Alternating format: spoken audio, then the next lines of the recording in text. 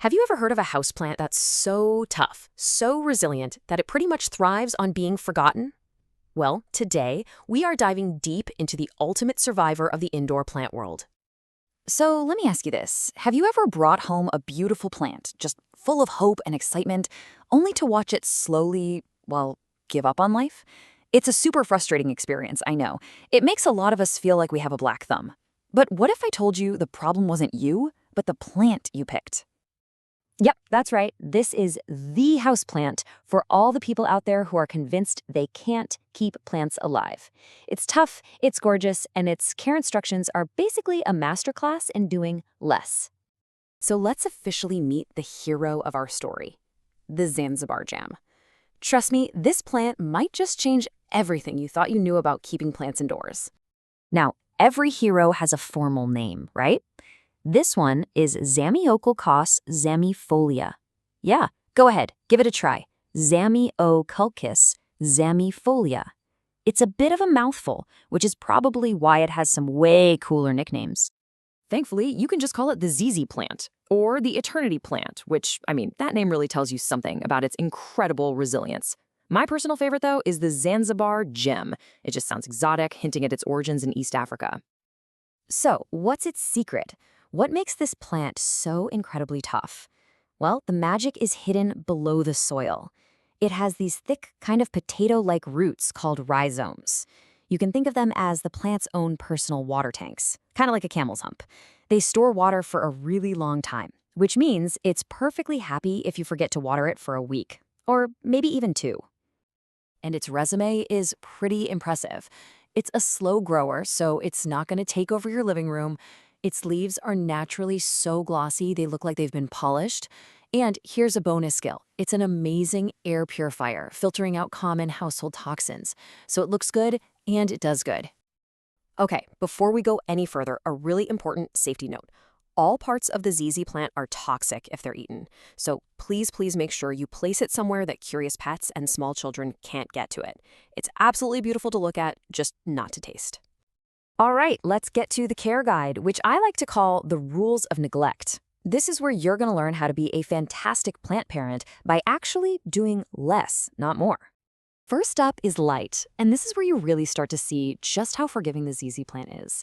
It's happy in low light, it's happy in bright light, as long as it's indirect. The only thing it truly hates is that direct, scorching afternoon sun. It could even thrive in an office with just fluorescent lights. See? So easy. Now, if you only remember one thing from this entire explainer, let it be this. The number one killer of ZZ plants is too much love, specifically, too much water. Those rhizomes we talked about, they make it incredibly drought tolerant. The real secret is to let the soil dry out completely. I'm talking watering every 2 weeks, maybe even less in the winter. And the rest of the care? Just as simple. It's not picky about soil, you just need something that drains well. It loves the same room temperature you do, and it doesn't need some fancy fertilizer routine. Just a little snack once a month in the spring and summer is more than enough. So, you've mastered the fine art of neglect. Now let's talk about the teeny tiny bit of effort that'll keep your plant looking absolutely stunning. So those beautiful waxy leaves can get a little dusty over time. Every once in a while, just gently wipe them down with a damp cloth. This isn't just about looks, by the way. Clean leaves are way better at absorbing sunlight, which is, how the plant makes its food. A quick wipe down is basically like giving your plant a spa day. Do you hate repotting? Oh, you're gonna love this. The ZZ plant is a slow grower and it actually likes its roots to be a little snug in its pot. You only need to even think about it maybe once every 2 years. It really is the definition of a low-maintenance friend. Look, even the toughest plants can have an off day. But the great news is the ZZ plant signals are super easy to read. Let's decode what it might be trying to tell you. And the best part is just how simple the fixes are. Are you seeing yellow leaves? That's the plant basically screaming, "You're watering me too much. Just back off and let it dry out." Brown tips? It might be getting a little bit of a sunburn, so just move it away from the window. The plant tells you exactly what it needs. It's pretty cool. And what about pests? Honestly, they are incredibly rare on a ZZ plant. It's naturally resistant to most of them, but on the off chance you do see a few little bugs, a simple wash with some insecticidal soap will take care of the problem right away. No big deal. Okay, once you see how easy and rewarding this plant is, you are going to want more, I guarantee it. So let's level up your plant skills and talk about how to propagate your ZZ and create a whole little family of them.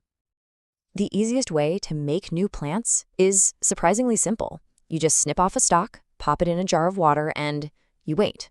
Now, the ZZ plant does everything slowly, so patience really is key here. But in a few months, you'll see roots and you'll have a brand new plant ready for its own pot. So once you've mastered the classic green ZZ, you might be ready for something with a little more drama. As one expert puts it, if you want to try something even more exotic, then you have to meet the Raven ZZ. This variety is an absolute showstopper. Seriously, its new leaves come out in this vibrant lime green, and then as they get older, they transform into this rich, gothic, purple-black color. It is stunning. But that's not all. There's a whole world of ZZs out there. The variegated kind has these beautiful splashes of creamy white on its leaves. And if you're short on space, there are dwarf versions like Zenzi and Zamacro that stay nice and compact. There really is a ZZ plant for every style and every space. You know, at the end of the day, the ZZ plant is more than just a plant. It's a confidence booster. It's for anyone who's ever felt they have a black thumb. It's stylish, it's tough, and it asks for almost nothing in return. So the only real question left is, which one are you going to bring home to start your indoor jungle?